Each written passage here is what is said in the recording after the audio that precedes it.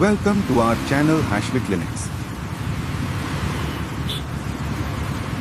So I was digging through the stack of Materia Medica notes you sent over this morning, and I stopped dead on a name that sounds, honestly, less like a medicine and more like something you'd find in a dusty glass vial in a Harry Potter novel. Oh, you mean Spirits of Hartshorn? Yes, Spirits of Hartshorn. It does have a very Victorian apothecary vibe to it, doesn't it? And It sounds like something you'd buy with a copper penny from a guy in a top hat. it really does. But then I looked at the chemical name underneath it, and the romance kind of just, well, it evaporated. We're talking about Ammonium Causticum, Right. which, if I'm not mistaken, is basically the scientific term for the exact same stuff I use to scrub the grime off my kitchen floor. That is exactly what it is. It's ammonia water. And honestly, your reaction there, that shift from mysterious potion to harsh cleaning chemical, that's actually the perfect entry point for this deep dive today. Really? How so? Because this remedy is, at its core, a paradox. In its raw form, ammonia is completely destructive. It's a caustic agent. It burns, it strips, it suffocates. Yeah, if you take the cap off a bottle of industrial ammonia and, take a deep whiff, your body immediately recoils. Exactly. Your eyes water, your throat closes up. It's a violent, involuntary defense mechanism. Right. It triggers this visceral get away from me response. I think anyone who has ever cleaned a bathroom has had that experience at least once. Precisely. But in homeopathy, and we're specifically looking at the clinical notes from Dr. Rifat Hashmi today, along with the classic text from Borek and Clark, we see this destructive power inverted. Which is fascinating. It is. Because we aren't looking at some gentle herb for a mild headache here. We're looking at a remedy for when the body's entire system is crashing. Yeah, that was definitely the vibe I got from the reading. This is not for the worried well. The words that just kept popping up were burning, bleeding, shutting down. It felt really high stakes. It's absolutely a remedy of extremes. So our mission for this deep dive is to unpack that paradox for you. We need to understand how something that causes your throat to burn and your breath to stop can be the exact thing used to treat a stopped heart or a lost voice, or even, and this one is wild, a snake bite. The snake bite thing definitely caught my eye, and we will definitely get there. But we have the clinical notes, we have the toxicology reports. Where do we even start with a substance that is this aggressive? We have to start where the danger is the absolute highest, the heart. Ah, right, the emergency stimulant aspect. Right. If you look at the source material, specifically the introduction in Hashmi's notes, Ammonium Causticum is headlined as a powerful cardiac stimulant. Which implies it's used when the heart is, well, not stimulated, when it's actively failing. Exactly. But we need to be very specific about why it's failing. This isn't necessarily for your long-term chronic heart disease. Like typical congestive heart failure where things slowly wear out over 20 years. Right, not that. This is for the crash. The sources explicitly mention syncope. And syncope is just the medical term for fainting, right? It is, but let's peel that back a layer for you. Yeah. What actually is fainting, physiologically? It's a sudden, drastic drop in blood flow to the brain. The lights go out because the heart just isn't generating enough pressure. So it's basically a system reboot. And Ammonium Causticum is the jumper cables. The notes list it for thrombosis, which is blood clotting and hemorrhage. And the hemorrhage description in the text is particularly graphic. Yeah, I have it right here. It says bleeding from all orifices which causes faintness. That is a terrifying image. It sounds like a scene from a horror movie. It does. It describes a body in total collapse. You're losing blood volume, your blood pressure is tanking, and the brain is literally starving for oxygen. The heart is fluttering, trying to keep up with the loss, but it's failing. This remedy is indicated to shock the heart back into a forceful rhythm. Okay, but here's where I get stuck on the actual mechanics. How? If I'm fainting or bleeding out, how does a dose of ammonia, even a homeopathic one, actually fix that? Is it just a chemical reaction? It comes down to the delivery method mentioned in the texts. Did you happen to catch the note about inhalation? I did. It said for these extreme cases, you don't necessarily wait for a pill to dissolve under the tongue. You let them inhale it. Right. And this is the Spirits of Hartshorn connection, smelling salts. Historically, that's exactly what this was. When you inhale ammonia gas, it severely irritates the sensory nerve endings in the nose, specifically the trigeminal nerve. The trigeminal nerve. Okay, I remember that from basic biology. That's the big nerve complex in the face. Correct. That intense irritation triggers a massive immediate reflex in the brainstem. It basically screams, wake up to the nervous system. It forces the respiratory center to take a huge gasp of air, and it jolts the sympathetic nervous system to beat the heart faster. It's essentially a biological override switch. So it's barely even medicine in the traditional digestive sense. It's a neurological slap in the face. In its crude form, yes, absolutely. And the homeopathic indication retains that exact rescue profile. It's for heart failure that is dependent on these traumas. It's for when the heart has been stunned into silence by rapid blood loss or poisoning. Well, speaking of poisoning, we have to talk about the snake bites, because that felt very Wild West to me when I read it. I assume we aren't talking about a harmless garden snake nip here. Oh, definitely not. The comparisons in the text are to crotalus, which is rattlesnake venom, and lechiasis. Think about what a hemotoxic snake venom actually does to the body. It destroys red blood cells, right? Yes, it destroys the cells, it prevents clotting, and it causes massive internal bleeding and circulatory collapse. Which looks exactly like the hemorrhage from all orifices symptom we were just talking about. Exactly. The venom creates a pathology that perfectly mirrors the destructive capacity of the ammonia. So following the homeopathic law of similars, Ammonium Causticum becomes a potential antidote or a supportive remedy for that specific kind of venomous collapse. That makes a lot of sense. There was one other emergency scenario listed that felt very specific to a certain era of medicine: chloroform narcosis. Yes. That definitely dates the sources to the 19th or early 20th century. This was back when chloroform was just the standard anesthetic for surgery, right? Right. And chloroform was incredibly tricky to dose. Sometimes patients went too deep, their breathing would become dangerously shallow, the heart would slow down, and they simply wouldn't wake up. So the surgeon is standing there, panic is setting in, and they grab the bottle of ammonia. Yes, to trigger that exact same respiratory and cardiac reflex we just talked about, to drag the patient back from the edge. It really is an emergency room remedy through and through. But looking at the rest of the stack of notes, the heart is only half the story here. The other half seems to be focused entirely on the throat. The caustic part of the name Ammonium Causticum. Yeah. The notes use the word burning so many times I honestly stopped counting. I saw burning rawness in the throat, scraping and burning in the esophagus. It deeply affects the entire mucous membrane system. Anywhere you have a wet line in your throat, your gullet, even down to the rectum, this remedy irritates it. But the absolute epicenter of the action is definitely the larynx, the voice box. Which brings us to the condition called aphonia. And that is just the loss of voice, right? Correct. But again, context is everything here. We aren't talking about a little huskiness after cheering too loud at a football game. Right. The text specifically says it's for those who must use their voice and where haste is imperative. It is such a crucial practical nuance for you to remember. Where haste is imperative. Imagine you are a professional opera singer or a university lecturer or, let's say, a podcaster. Don't jinx me. I won't. But say you wake up the morning of a huge recording. You open your mouth and nothing. Maybe a tiny squeak or just this low, broken, weak rasp. And the panic immediately sets in. The panic is key because you need that voice back right now. You don't have a week to sit around and rest and drink tea. Ammonium causticum is indicated when the vocal cords are paralyzed or so intensely inflamed they essentially refuse to vibrate. It's the show must go on remedy. That's a really great way to put it, but goes much deeper than just the voice. The respiratory symptoms listed in these texts are actually quite scary. They mention membranous croup and diphtheria. Now, diphtheria is a real heavy hitter. We don't see it much now thanks to modern vaccines, but historically, it was an absolute killer. It was a horrific way to die. Diphtheria creates this thick, gray coating, the literal membrane across the back of the throat. It just seals off the windpipe over time. And the notes mention edema and ulceration. Edema just means swelling, right? Yes, fluid retention and swelling.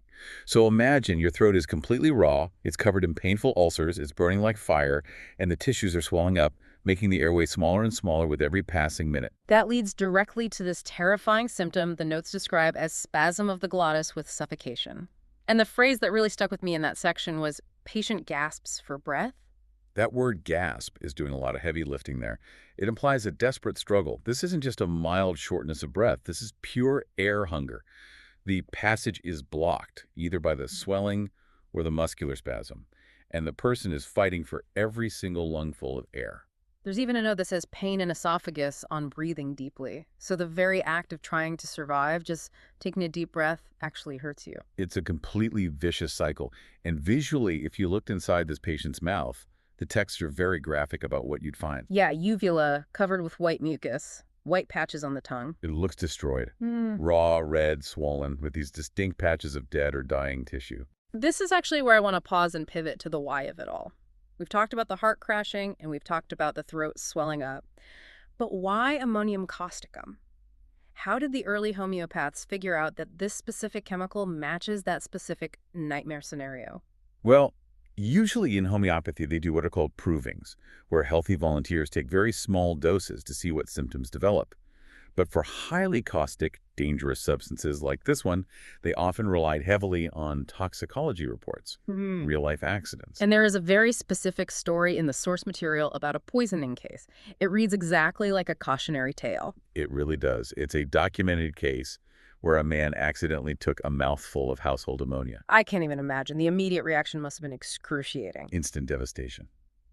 The source describes great swelling of the mucous membrane of the mouth and throat, and his breathing immediately became stertorous. Stertorous? Is that like snoring? Sort of, but much worse. It's a very loud, labored, struggling sound. It means the airway is severely obstructed.